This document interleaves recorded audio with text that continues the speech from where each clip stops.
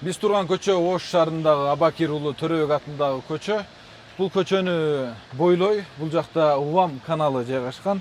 Увам каналынын корук аймагында бул жерде бир топ чайханалар, андан сырткары коомдук мончо, дарыкана жана соода түйүндөрү жайгашкан. Алардын катарында бул жерде дагы турак үй жайгашкан. Бул Ош шаарынын мэринин мурдагы орун басары Кадыров Нурбек Сүйүнбаевичке таандык үй. Бул үйдүн дагы короосу ошол Увам каналынын корук аймагына үй менен туура келип калган учурда үйдүн алдындагы короосунун дубалы бузулду. Ал эми андан сырткары канал тараптан кирген үйдүн бул жактан көрсөңүздөр болот.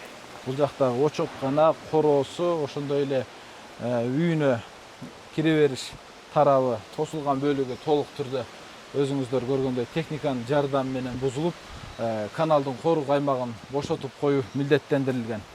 Бул жерлерде гараждар бар болчу. Ал гараждардын дагы баары алынып, четинен бузулуп, тазаланып келатат. Бул жерлер тазаланып, каналдын корук аймагы бошотулгандан кийин Ош шаарынын мэри Жеңишбек Шерматовичтин тапшырмасына ылайык бул жерде көп кабаттуу үйдүн жашоочуларына, негизи эле шаар тургундарынын жалпы пайдалануусу үчүн эс алуу багы курулат.